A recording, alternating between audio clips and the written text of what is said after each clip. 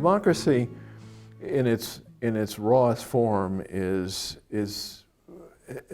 supposed to mean, freedom, the idea that we live in this environment where everybody's rights are respected and things like that.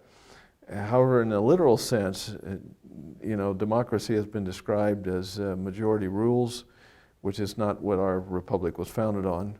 And so that's why the founders nowhere in the Constitution or in the Declaration of Independence is democracy ever referenced. And that's, I think, one of the things we have to be careful of. And what I learned very early about the whole idea of what our self-governing really meant. And I was a little bit background. I was born and raised in Kansas, heavily German farming community, half Methodist, half Catholic. I actually went to a public school that was taught by Catholic nuns. Part of progressing from the 7th grade to the 8th grade was you had to learn the Constitution. That was the foundation of understanding what democracy as it's applied here and what it really means from the foundations of the Constitution. It didn't mean majority rules. The rights of the minority were always respected in all that we were a representative democracy. We were a constitutional republic. And that is totally different. It always bothers me a little bit when you hear people talk about, well, we're a democracy. No, we're a constitutional republic. We're a representative democracy. The idea of self-governing, of being independent, of being able to stand on your own feet, of being accountable, those sort of things seem to get lost a little bit. I mean, I read some of the history books now. I was on the textbook review committee here for the county in looking at American history, world history, and economics. And quite frankly, I was a little bit dismayed by some of the things that were written in the history books. I made the point that I lived through some of this and I didn't recognize what they were talking about. And I lived through some of it. This is why what you're doing here with history, what this place right here represents in the History Museum, why it's so important to get folks interested so that they understand really what it is, what they have here, the treasure that we have in this country of freedom and independence. I've lived out all over the world, and I can tell you there is no place where you can pursue your objectives, your desires, whatever it is you want. There's no place like that in the world like what we have here. And I wish people would understand that more and understand the civic responsibilities we have to A, be informed of what's going on, be aware of what's going on, be able to talk intelligently about some of the things that are going on.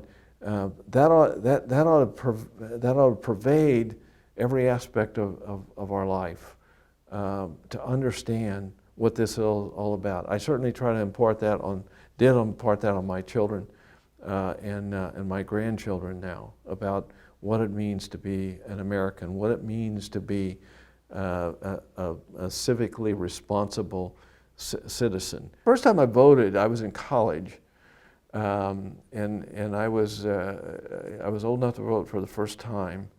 And I thought that was, I can still remember walking to the polling place from where I lived on campus, walking to the polling place and casting my vote. And I thought, what an awesome experience to be able to have a voice in who your leadership is going to be. Now, for a farm boy from Kansas, this was a big deal. This was a big deal, that not only did I get to vote for the president, but I got to vote for the governor. Who's going to be the governor? And all the others that go, some of which I didn't recognize the names at all.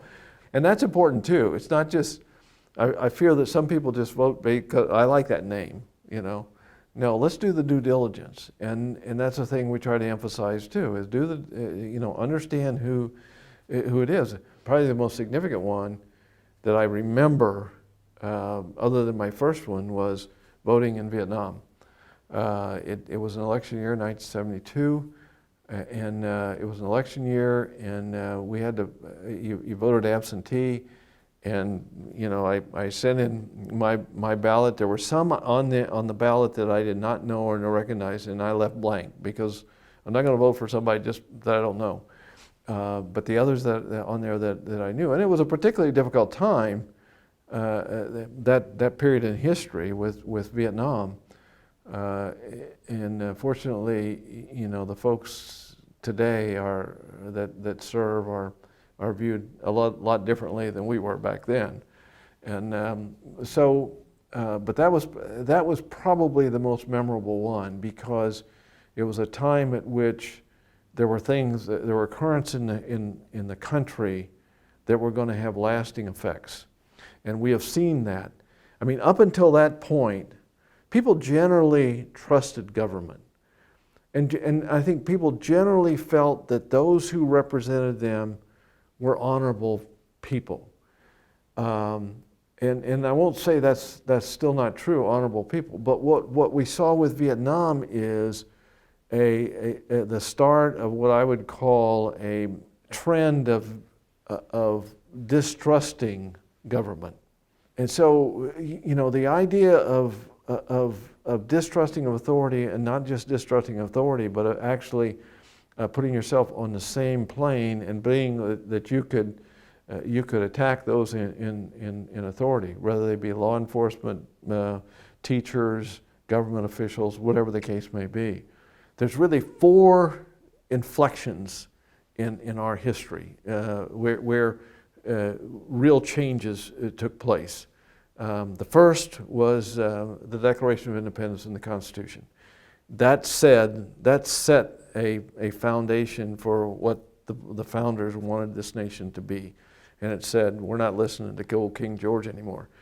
The second was the Civil War. That was a penance, and we lost a significant portion of the population in the Civil War to right what was viewed as a wrong, and rightly so. The third one was really World War II, which brought us out of the Depression, made the United States and this society at a pinnacle within the rest of the world. And the fourth inflection was Vietnam, for all the reasons that I've indicated. It all of a sudden, it changed from it's important to, patriotism is important, serving the nation is important, serving the community is important, to let's challenge some of those things. And we're still seeing it today. I remember when I came back from Vietnam, it was, first of all, it took me, I had planes that broke and things like that trying to get back. And when I finally did hit San Francisco and said, hey, I need to get to Dayton, because I had a 6-month-old son I'd never seen. And my wife was back in Dayton. I said, I need to get a flight to Dayton. And the kind agent, she said, there's one leaving in 15 minutes, and I can get you on it. And so I raced down. As I did, I heard sort of comments from some that were in the terminal, because I was still in uniform, having just flown back. And then all the way back, I sat between a hippie and a grandmother. The grandmother said a few things, but not very much. She'd been out in California to visit her daughter, and her daughter just had a baby. The hippie never said anything the whole time, and here I was sitting there. It was a sort of a negative coming back. The exciting thing was seeing my son and wife again and all that. But for that whole period, it was, the instructions went out, don't wear uniforms, let your hair grow a little bit, so that you don't look, like military. I mean, when you have to sort of sneak back in your own country, it was a little bit bothersome. Coming back from Desert Storm was entirely different. When you traveled anywhere, if they knew you were a Desert Storm veteran, they said, here, I'm going to put you in first class, and those kind of things. Entirely different. And so, voting again was something, it was obviously an obligation. It was obviously important to me that I learned who I was voting for, what they stood for, And again, did they share those values that I thought important, values on which the country was founded, of independence, accountability, self-governing, all those kind of things, or were they just throwing out soup bones to say, here, I'm gonna get you this, I'm gonna get you that. I don't want anything, just freedom. I had the advantage, and some in my ilk had the advantage of both experiencing the negative aspects of coming home from Vietnam, but also the positive aspects of coming back from Desert Storm. And that helped me a lot. I mean, that kind of made up. There are guys who are still suffering from the Vietnam stuff. And some of those folks we see over here in the courthouse. And some of those are still going through counseling. And because that was a tremendously damaging experience. We do honor flight out of here, and I help organize here in Polk County. We got another flight coming up.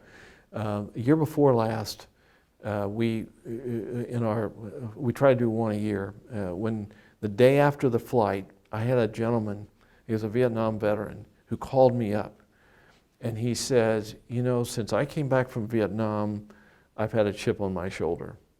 And I could tell that because I'd met him before, and he was a little bit caustic, and he was grumpy and whatever. He said, but I had a chip on my shoulder ever since I came back from Vietnam over the way we were treated.